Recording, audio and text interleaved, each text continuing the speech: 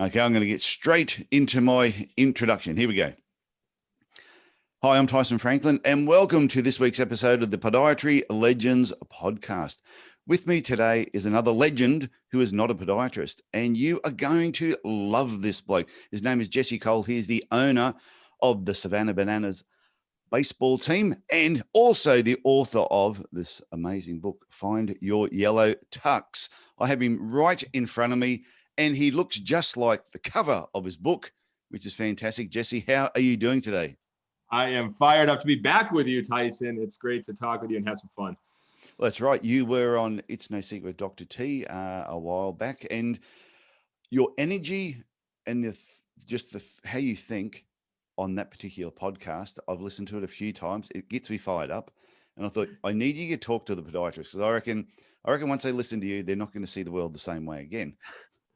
That's a lot of pressure right there, but I'll do my best. I'll bring energy. I'm just a crazy guy in a yellow tuxedo who was forced to think differently. So, I've learned that it works well. So that's what we do every day here in Savannah, Georgia.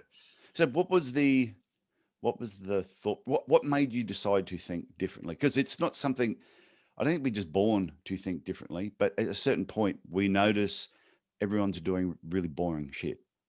Yeah. So then we decide to do something different. Yeah. Well, I was forced to. I think the biggest thing that holds back innovation is success. You know, so many of the podiatrists here have been successful. You know, they have a good practice. Yeah. And so why would they change things? I didn't have that luxury. I didn't come into a good baseball team. You know, before there was even the Savannah Bananas, there was a team in Gastonia, North Carolina that only had 200 fans coming to the games and $268 in the bank account my first day on the job.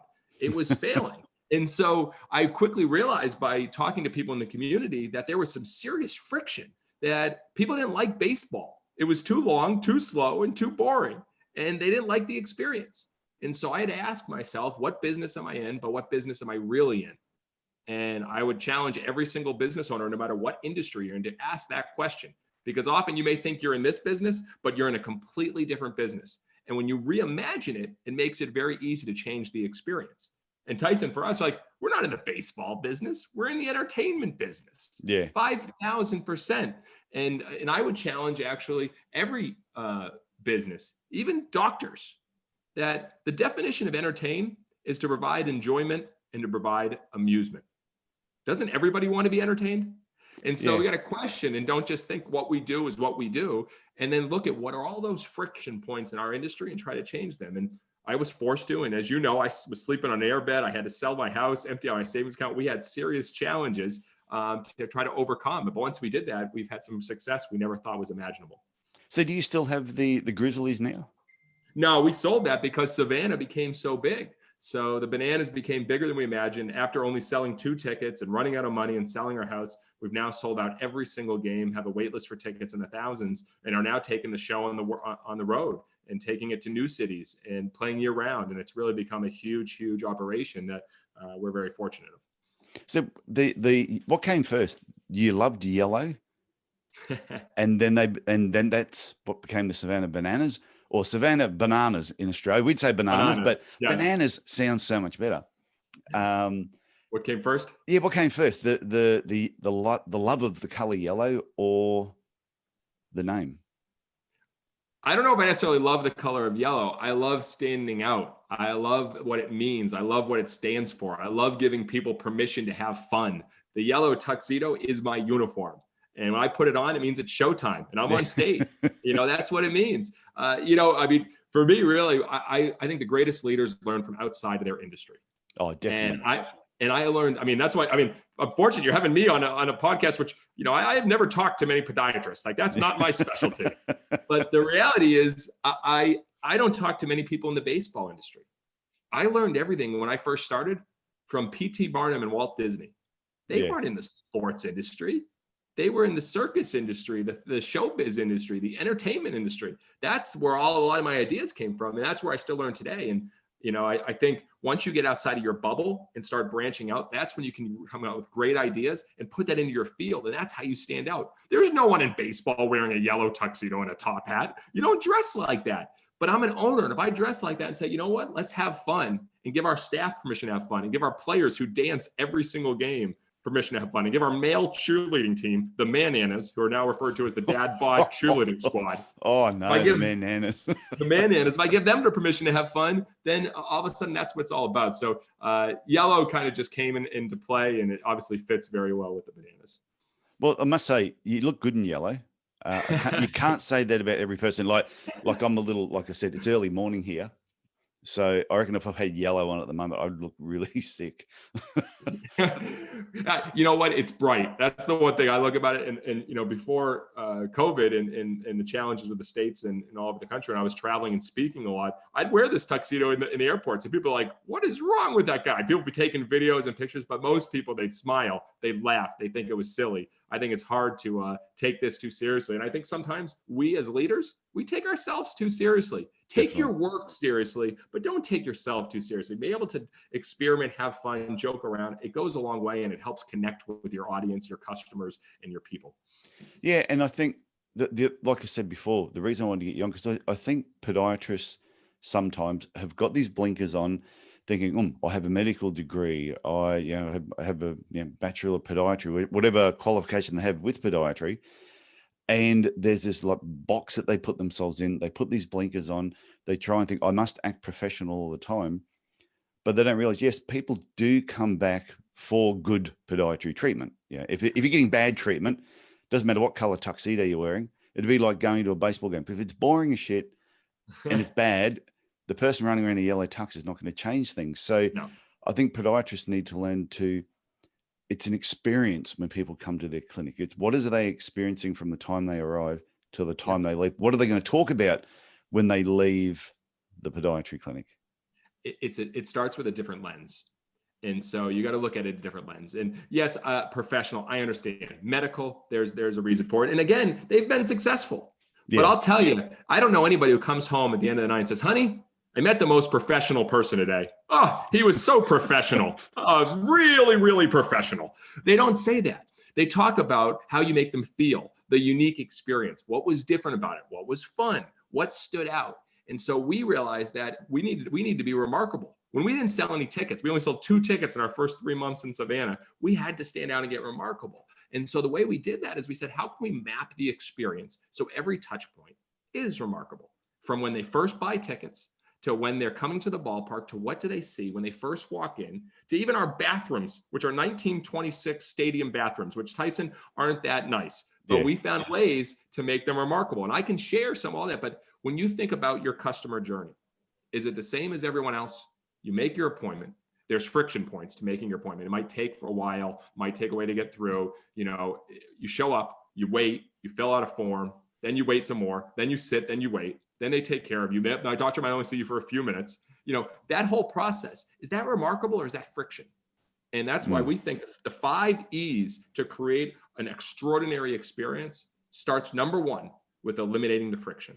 That's number 1. And I would challenge everyone to do a friction audit with your own experience. How many points of friction are there for your customer? Put yourself in their shoes, not just from you. That's what and are you saying that's from whether they're calling your clinic and making an appointment, how easy is it? Or if they're booking an appointment online, yes, right through to, can they find a car park? How easy is parking?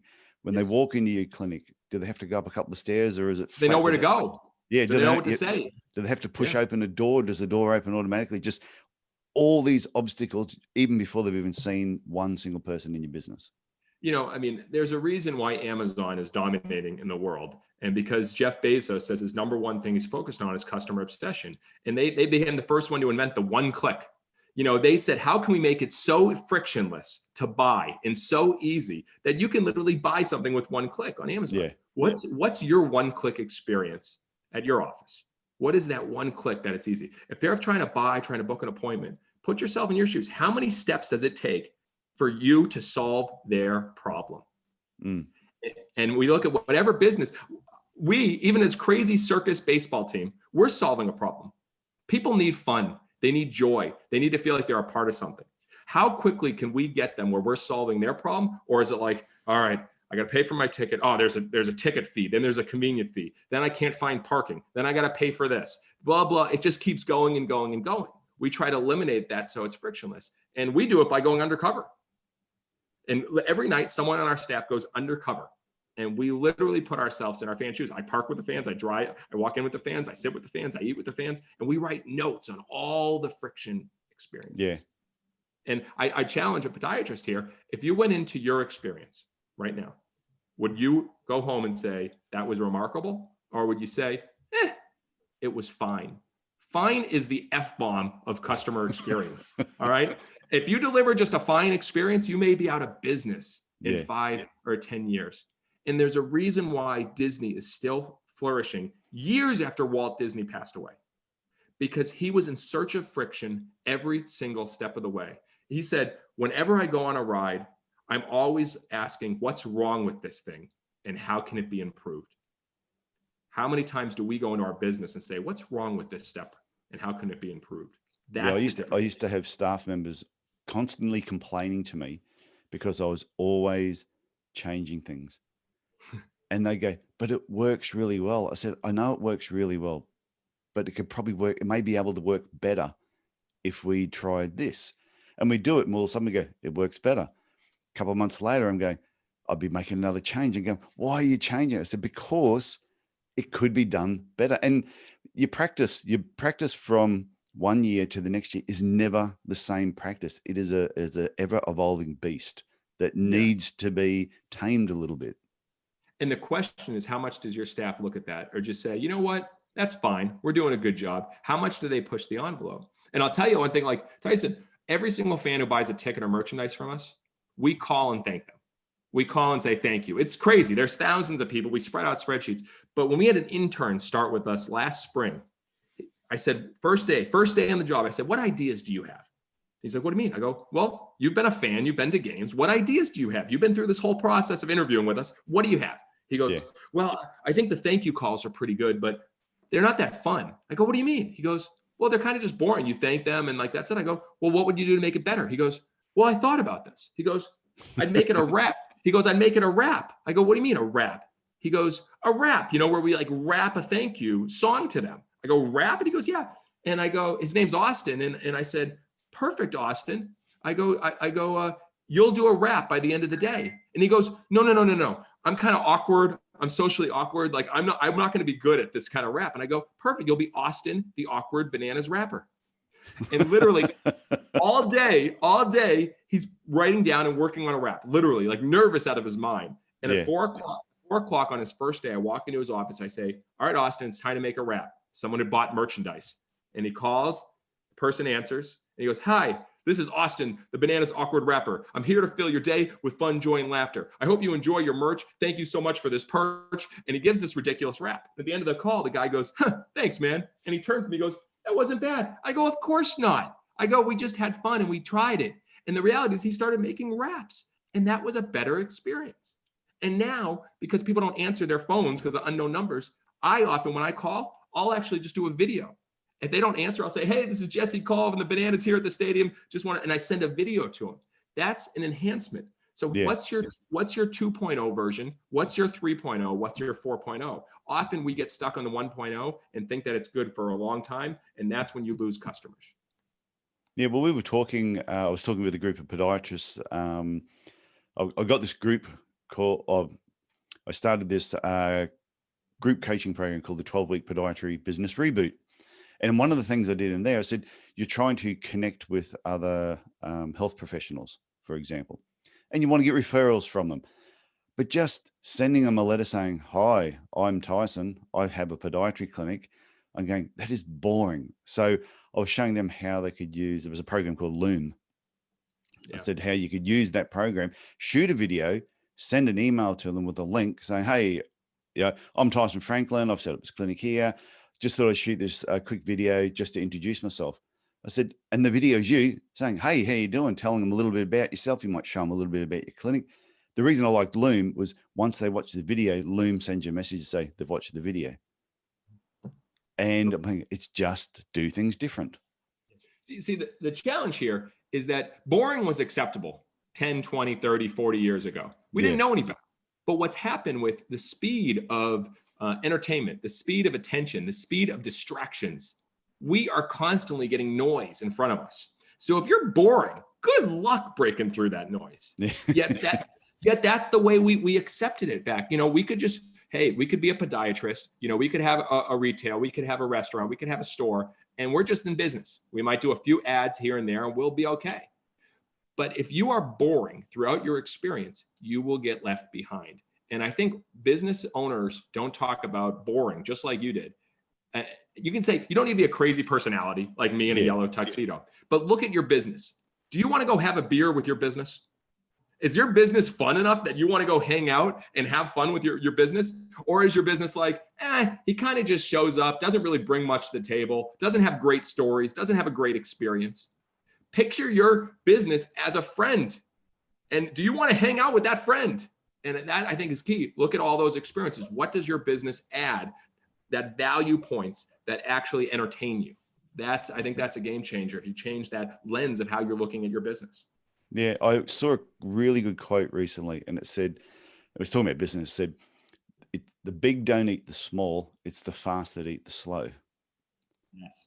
And I went, that is just brilliant, because I've seen that not just in the podiatry industry, but other businesses, these big companies, and everyone's going, oh, those big companies are overtaking all the smaller ones. And I go, no, it's not the big companies overtaking the small ones. It's the fast companies that are taking over the slow companies, the ones that aren't willing to change. So there'd be podiatrists listening to this now who have already turned off, or they're thinking about pressing stop right now. Go, I don't need to listen to this. This is rubbish. I am a health professional. I don't need to do anything different. But there's younger podiatrists coming through now who'll be eating this stuff up, saying, yes, that's exactly the type of podiatry business I want. And they're the ones that are making the fast changes, and the slow guys that are just sitting there are going to get devoured. I couldn't agree more. And I think the great Herb Kelleher, who ran Southwest Airlines, and he was interviewed by a reporter when he first started out. And he said, well, talk about your business strategy. And he said, our business strategy, it's called doing things. As simple as that, because he realized that by doing and learning, and by doing things more and more and more, that would lead to speed. Speed would lead to better decisions, would lead to moving faster than the competition. And often, especially now, we sit back, we wait, we watch. We're too afraid to jump in the deep end. We'll take baby steps here after someone already went in. And that's when you're left behind. And I think you're right about, I agree. A lot of this maybe doesn't work in the medical field. But what if it did? What if it made you stood out? What if it made you stand out? And it can be, Tyson, I'll give you an example. We changed our invoices this year. Everybody has invoices. Yeah. The reality is every pay point is a pain point. When we start looking at every single time that we pay, that's a pain point. No one likes to pay for anything. But what if you made it fun? What if you made it different? So when your customers, when your clients, when your patients buy from you, how much friction is involved? Or can you make it actually enjoyable? And so we asked ourselves that question. And here's our invoice. Congrats. This is your day. The day you've been waiting for. Today is the day you get to pay. You may think you've had days like this, the day you bought your first house, the day you bought your first car, or maybe your first all-inclusive vacation. But nothing is quite like Bananas Payday. So pull out your money order, savings bond, Bitcoin, gold, cash, credit card, or check, and make that payment like we know you can. We believe in you. This is your moment. Now seize it. Your life will never be the same. Love, Jesse Cole. So is this their membership for the year? So yeah, when someone buys tickets, if they buy season membership for the year, they'll receive that. Or if they do a group outing for their company, they'll get that. Or if they book me to speak for their company, that's something they would. That's how we do it from the Bananas, and it gets chuckles. It makes paying a little bit more, palatable. That's the right word. I hope it is. Yeah. Well, I have seen that we used to, with our receipts and invoices, we'd send out, and we would have something pre-printed on the back of it. So that, but it wasn't funny or amusing. Maybe now, thinking back now, it would have been good if we had to put a funny joke on the back. Yeah. But we used to promote something. We'd promote a product or a service or something we were doing. So instead of, they were getting the invoice anyway, or they were getting the receipt anyway. Why not promote something that we were doing? But to go back a step about doing things differently, I used to have my guitar sitting in my consultation room. Anytime a kid came through, they'd always, if they played the guitar, they would say, "Oh, do you play the guitar?" I say, "Yes, I do." I say, "Do you play?" And they go, "Yes, I do." I go, "When you come in next, I'll block out an extra 5 minutes. We'll have a little bit of a jam. You show me something, I'll show you something." And he goes, okay. So I used to have these kids coming through and we'd play sometimes for 10 minutes afterwards, just play the guitar. And I remember my wife saying to me one day, that kid will never let his parents take him anywhere but this podiatry business. Yes. And that will stick in his memory for the rest of his life. He will always talk about the podiatrist that used to play the guitar with him. 100%. It's those moments you remember. If you think back to as a kid, those places that you went that made you feel special, that you did things that weren't normal, those stand out. How does your office, how does your business do that? And we all have just a handful of those. I remember a few that, I'll never forget. How do we create those moments? You got to get out of the box and say, you know what, we're gonna do something that some people will think is crazy. And Jeff Bezos said, you have to be willing to be misunderstood. Yeah. All right. People will misunderstand you. I get misunderstood every single day. The bananas are misunderstood every day. But what's crazy is, for a team that's misunderstood, we have more followers on TikTok than any major league team. Yeah. So more than the New York Yankees, Chicago Cubs, Boston Red Sox, because we're playing a different game. What happens is we often always play the same game, and companies are focused on best practices, within their industry. The key is to focus on next practices and get outside the industry. And that's where you get misunderstood.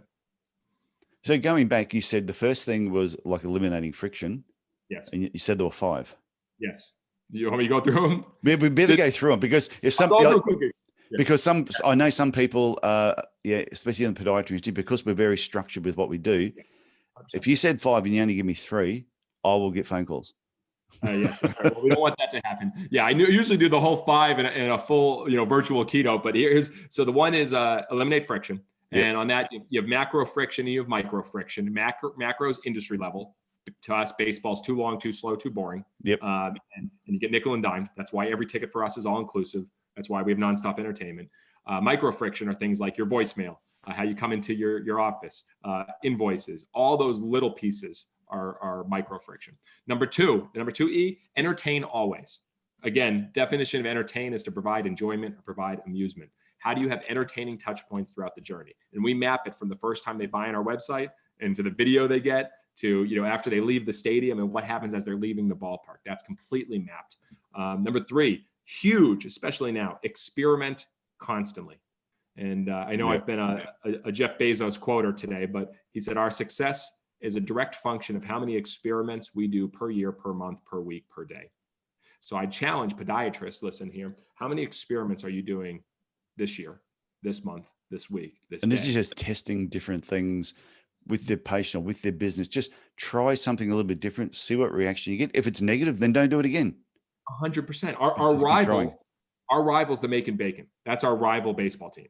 So in our men's bathrooms, we put Macon Bacon urinal cakes. So our fans are literally peeing on our rival. And we just tried it in a few of the urinals, and our fans started laughing hysterically. We heard about it. So we just bought recently Macon Bacon toilet paper, and we're selling it for $10 a roll. Fans are buying Macon Bacon toilet paper. Wild. All right. Again, it was just an experiment, but we tried to make it fun. What are those experiments?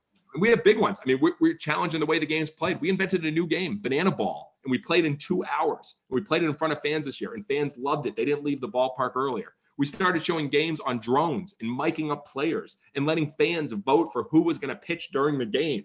That was all big experiments we all did this past year. So 3 is experiment constantly. 4 is engage deeply. And that is a huge opportunity, because the reality is when you look at most businesses, they barely engage at all on social media. If anybody talks about you, respond back. Yeah. If they say something, respond back. And the question is, the engage deeply is when you can actually take it a step further. And if someone says something really kind about us on Facebook, I'll grab my phone like this and I'll do a personal video to them and say, wow, that really made a difference. And that's the second step of going from literally, hey, I'm talking to you, we're engaging in a conversation, to actually engaging in a deeper, more close relationship, a meaningful one. And then the final one, empower action. Empower, empower, empower. And I think when I look about this, I think we are so afraid to try things and test things because we're afraid of, failing. And that's what it comes down to. And I think empowering action, we have to look at how do we let our customers a part of the experience. And that's crazy, but We let our fans determine our shirts, our jerseys. We let our fans pick our team name. We let our fans pick our mascot. How can you involve your customers in your experience? Yeah. Hey, we're coming up with this. We're doing this. We're thinking about this for our lobby. We're either going to have massage chairs, a putting green, or this. What would you guys like to see most? And that's not only an entertaining and eliminating friction, but now you're actually empowering them to be involved, and then you can engage. So there's ways that we ask questions to our people to get them part of the whole process. That's why we let our fans pick who was going to pitch during games this year. That's crazy in baseball standards, but now they take ownership. How do you get people in your clinic or your office to say, I want to wear their merchandise? Imagine podiatrists, people like, I'm rocking Dr. Joanne so-and-so because I love her experience so much. She let me do this. I'm a part of that. If you had merchandise, would people actually buy it? They only buy it if they believe in the brand. And I believe that's how you follow the 5 E's. You eliminate friction, entertain always, experiment constantly, engage deeply, and empower action. You do those 5s, good luck. You're going to have people talking about it. You're not going to spend money on marketing because you're going to have a remarkable business. I think this is why I enjoy talking with you so much, because I'm thinking on the same wavelength, except you're on steroids with the thinking. Legal steroids, nothing illegal going on. But it's just, especially when you talked about that number 4, engage deeply. And I've said, I was doing a marketing workshop, and we got onto the social media side of things. And I said, put your hand up if you follow your physiotherapist on social media. And I said, oh, okay. What about who follows their dentist? Anyone here got a proctologist they'd like to put their hand up for? I said, okay. So what makes you think your patients are going to want to follow you? I said, because podiatry is boring to them. It's just something they went to, had a foot problem. They saw you once, twice, 3 times. You fix the problem, they left again. Why do they want to follow you? I said, so what is it about you that's different to the other podiatrists now? Do you have a unique skill, or do you love scuba diving? Are you a runner? Do you do magic tricks? I said, can you bring that into your social media pages? So people want to follow the magic tricks. They want to be entertained, or they want to be educated in a different way. Then they're going to start following, and they'll tell their friends. Yeah, or maybe also inspired. Yeah. I see the picture behind you with all the feet there. And I know it's kind of a fun picture, but I immediately think about leave only your footsteps, and about take the path that no one else takes, and all those really powerful quotes that are needed to be able to walk. You got to take steps. You got to walk. You got to, there's so many inspirational quotes. Like, your feet are so important in a way that if you could think deeper on what that brings, there's ways that you could be like, man, this doctor inspires me. I think bigger than just get my feet fixed. I need a problem. I'm like, he makes me think about what I can do and the power that I have, and be grateful for what I am. Like, that's powerful. And I think you just got to relook at, who do you want to be and what's that impact you want to make? And I think it could be a lot of fun. And I would love to see some podiatrists really thinking differently, and not being afraid when their first few decisions don't go over that well. Well, I remember before I press record, and I said to you, my podiatry clinic, instead of having consultation room 1, 2, 3, 4, we themed every consultation room with superheroes. Yes. And I remember when I first came up with the idea, and I was at work, and I said, got this idea. We're going to theme each consultation room. In fact, we're going to theme the whole clinic with superheroes. And what was funny is when I first said that, my whole team that I worked with went, I love it. And all of a sudden, everyone got behind it. And whenever a team went on holidays, they'd come back, they'd bring back a calendar that had the superheroes. We eventually, we're having patients coming in who would notice that's what we're doing. And they'd bring us, little ornaments or something that related to that particular room. And I remember one particular patient sitting in the room saying, I think this is silly. I said, what do you mean it's silly? He said, I just think it's silly. I said, come on, every single person has a superhero they like. No, I don't, not at all. I said, you must have one. Yeah. Okay, the Incredible Hulk. I think he's pretty cool. So it's just everybody relates to some type of superhero because they see themselves in that person. It's so good, because what you touched upon that I think very few companies are touching upon is, how do you become relatable? And right now what do you stand for? What do you believe in? What are those things you like? Get outside from the office and share who you are. In the States, when we were dealing with, lockdown and shelter in place, our entire team got behind the camera and literally in front of the camera and started doing cooking with the bananas. And we literally took it into each other's homes, our whole staff, and we cooked. And we literally did music videos, dancing with myself, and we did music trivia, and we got to know the people. The brands that stand out in the future, we're going to be able to connect with them. People brought you gifts and things because they knew what you were about.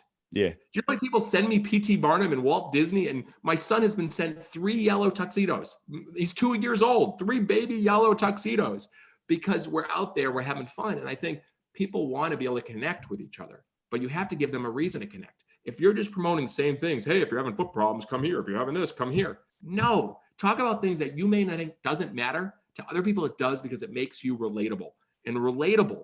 And familiarity and connectivity is going to be the key as we move into 2021 and beyond, because that's who we want to do business with. Because I remember I was talking to a friend, and he was a guy that introduced me to, and before I get on to that, I just want to point out the quote on the back wall here. It says, your next connection could be the one that changes your life. The reason I have that on the wall is because I think also podiatrists need to step outside of podiatry. Not all your friends shouldn't be podiatrists. You shouldn't be inspired just by podiatrists, except the Podiatry Legends podcast. That should be inspiring you. But it's meet people and get to know people outside of the industry so you can be inspired. But just like how I met you through, we've never met in person, but it was through social media and mutual friends that we had. I think it was Jason Pfeiffer actually, and Jeff Peterson. Oh yeah. That I connected with you. But yeah, this friend of mine in Perth that once again had never met him through social media, but eventually I was in Perth and caught up with him. And he introduced me to the whole micro storytelling, where you're just sharing a little bit about who you are, what you like over a period of time, so that after a number of years, your patients think they know so much about you, but you've only shared with them what you want them to know. They don't know your deep, dark secrets and your skeletons in the closet, but they know more about you than the guy down the road. We all need to have a voice. And the challenge is we think, well, if we're going to talk, well, it's about us. No, every time you talk, it gives people permission to find ways to be able to connect with you. It makes it easier. So I think the more we need to have a voice, we need to share it. We need to share what we believe in, what we like, what we love, what we're a part of, anything. And I think that makes it so much easier to connect. And I know, back in the day, Tyson, I haven't talked about this, but back in the day when I was single, I would go out to the restaurants and bars and I would wear funny outfits. I'd wear funny outfits, just like crazy shirts, wild things. I'd wear just bizarre stuff. And people would come up and they would start conversations with me. And I think about how hard is it sometimes at a restaurant or a bar to go up to have a conversation with someone when you don't know anything about them. You don't know how to connect with them. Give them permission to connect by doing something, sharing something about yourself, doing something a little differently that gives them permission to connect. I love when fans come to our games with crazy banana hats and banana accessories and wild outfits, because immediately I want to go talk to them and I want to compliment them for doing that. It builds a rapport. Yeah. And so I think we need to be able to jump outside of our shell and say, you know what, I'm going to have a voice. I'm going to share more this year. And then it's not about you, it's about the other people. And I think that's what we need to give ourselves the permission to do that. I think we have so much in common. I remember when you were talking about wearing loud shirts when at university, and we would, if I walked past a material shop and there was material that might have had Goofy on there or Daffy Duck or just some crazy cartoon character, I'd buy the material. I'd go to my mum who used to do sewing. Mum, make me a pair of shorts. She'd go, what? I said, I need a pair of big baggy Goofy shorts. And I'd go out and I'd wear my Goofy shorts and I'd wear them to university. And people would just go, my God, I can't believe you're wearing them. Who made them for you? Can I get a pair? And eventually it was surprising how many people wanted a pair of my Goofy pants or my Bugs Bunny shorts or my Porky Pig ones. And even to this day, I still will wear shirts that you probably shouldn't wear in certain places. But it's fun. It's different. But it's fun. It's different. I did all my shopping with my friends in high school at Goodwill. We got like, the Burger King shirts and the Cracker Barrel vests and, Lion King shirts. We got the weirdest things we could get because it was fun and we wanted to have more fun. And I think all of us could use a little bit more fun these days. Yeah, I remember when I was in Disneyland and absolutely loved it. Happiest place on earth. And I had two goals when I went there. I wanted to get myself a Goofy shirt and I'm going to get my photo taken with Goofy. And man, ticked both of them off the list. But I remember when Goofy turned up and all these kids started lining up and I created a different line. I said, sorry, kids, but the line actually started over on this side. All the kids piled around and went to the other side. And all of a sudden I'm in front of the line. And my wife is going, you pushed in to get a photo taken with Goofy. And I went, Love it. Yes, I did. I'm sorry, but I just had to do it. But it's, I think when I was talking about the sharing things about yourself, and you said that once you start doing that, like you said, your customers start coming wearing banana hats and they're starting to relate more to what you're doing. I do think patients will do exactly the same thing. And I've even noticed that even with the podcast, is most people on the podcast now I like hamburgers. And I actually have a big photo collection on my phone of hamburgers. And I got a message just as we last night from this podiatrist, Jason. He sent me a message going, I'm on the Gold Coast. Can you recommend any hamburger places? So I think it is the more you put yourself out there, the more people can say, I relate to that person. I want to go back there. And it's not easy. It's not easy. I didn't start talking about my childhood and the challenges I had and my mother's, drug problems and all of the issues I had back then as a kid till recently. And once I started doing that, people started connecting more deeply with me. I realized that one thing I still haven't done, I love craft beer. I'm a big craft beer fan. I love it. I love it for so many reasons. And I've hosted beer festivals, but I've been afraid to share too much of that love because, should I have a beer or should I be talking about this? And, it's who I am. If I enjoy craft beer and eventually I'm going to start a Savannah Bananas brewery at our stadium with specialty banana beers, if I'm going to do that, then I need to be talking about it and not be afraid. Some people think, you're a leader. You're supposed to be a role model. You shouldn't be drinking beer. And I'm like, well, you know what? That's who I am. I don't cuss, where some of the leaders that we know, they cuss and they swear all the time. I'm not that. So I think sometimes you just have to give yourself permission and do it. And don't think it's the end of the world if you do get a little criticism. I don't think anyone who did something really special or really epic wasn't criticized. Yeah, and I think even when you're talking about the beer and your past, it's not something, and that's when I was talking about micro storytelling. When I give that example to people, I said, look, you don't say Law and Order. Most people have seen the Law and Order TV show. You might have Detective Stabler. I said, now in the first episode, they don't say, oh, hi, I'm Detective Stabler. And by the way, I've been married twice. My wife hates me. My kids don't talk to me. I have an alcohol problem. I used to take drugs. I was arrested when I was 14. Now, he doesn't just blurt that all out in the first episode, but over a number of seasons, you learn a little bit about him so that like over a decade, you go, wow, this is his story. And you can understand the character. And I think podiatrists need to do the same thing, is you share a little bit about yourself over a number of years and your patients. It's all about that whole get to know, like, and trust you. Yes, 5,000%. I mean, we're on the same page. And, again, the way to do it is small bets. Just put a little bit out here. You just put a little bit and see what happens. You're going to realize it doesn't hurt that bad. You get a little wet, get a little messy. It won't hurt and try it. And I think, if everyone had a goal for 2021 to be the year of experiments, how many experiments can you do? Quantity leads to quality. If you only try 2 new things in 2021, there's a good chance both of them won't work. But if you're constantly trying new things, you're gonna be like, wow, this made a better experience. This made my life better. This made my life better for our employees. That's why we challenge. We don't evaluate our team based on their revenue and sales. Every quarter, we evaluate our team on the experiments that you're doing for our fans. We talk about the fans' first moments. That's what we're talking about. What are you doing to create those? Not what are you doing to bring in revenue? And that's a byproduct. And so, that's what I challenge people to do. Try some new things. Yeah. Have you ever heard the Red Queen hypothesis?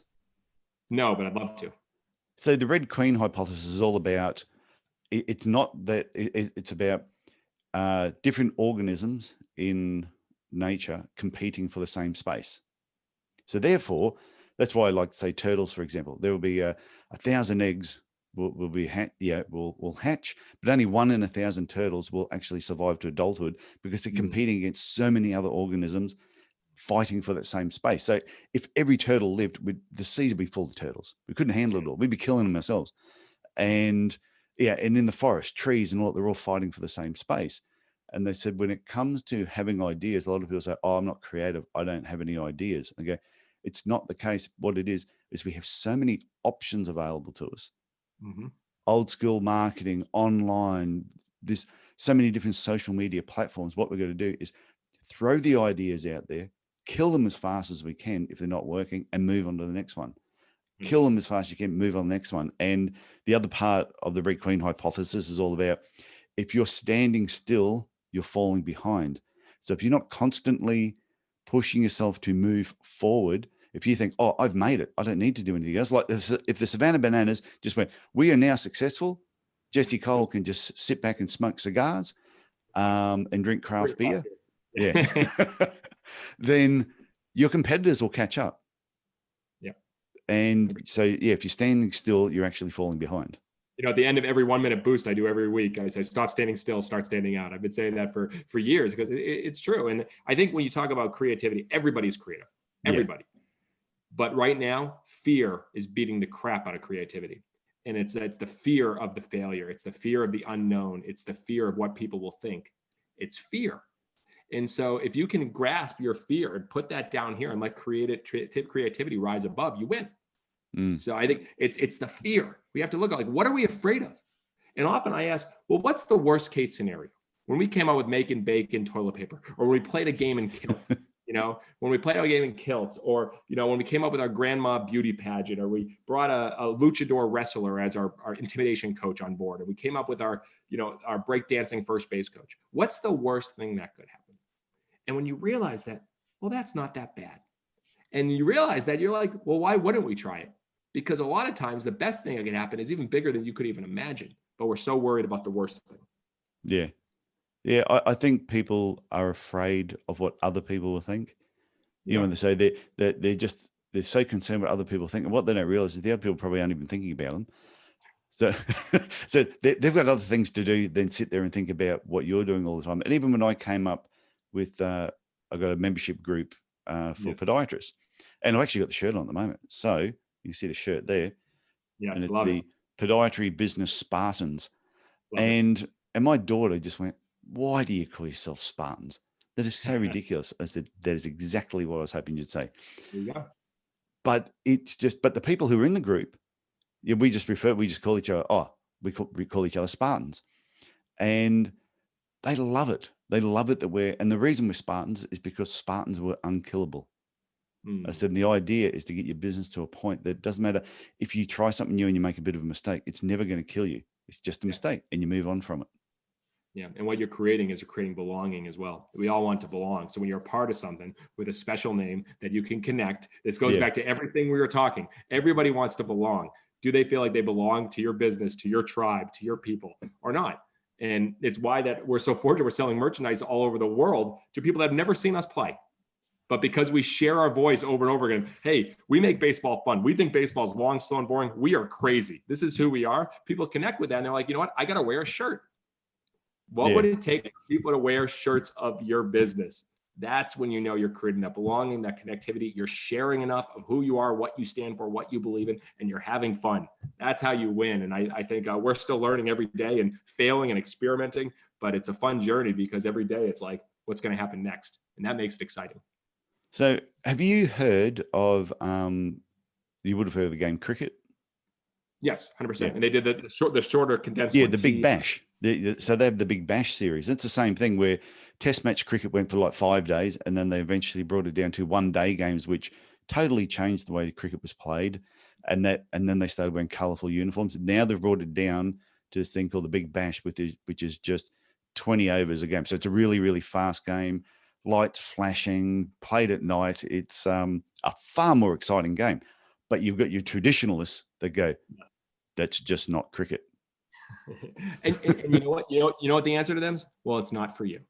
And the reality is we all have to be not for somebody. We are not for baseball traditionalists. We are for people that want to come on. And so I'd ask everyone, who are you not for? We actually even ask our people, who should not work for the banana? Yeah. Who are you not for? Who are you not for? And be very clear. We're baseball traditionalists. We are not for, if you want a long baseball game the way it's always been and don't want crazy hijinks, you're not going to fit in here. And that's I would fit in. I tell you right now, the next time I can get to the States, and if I can get down around where your area is, I will be there and I will have my yellow shirt on for sure. We'll have some fun. And I'll tell you, at some point, I'm going to say it right here, we will play a game in Australia. We're starting our one city world tour this spring. And we're doing in Alabama, a city there. But then we're going to take the show on the road. And I believe more people need joy, fun, and we don't know how we're going to do it. We're not worried about that. We're going to do it. And we're going to learn, we're going to fail, we're going to experiment, we're going to challenge. So we will come to Australia. I'm saying it here first. We will be there. We actually heard from people that wanted us to come to Australia this year. We heard from countless fans. And so at one point we'll be there, and I hope you can make it.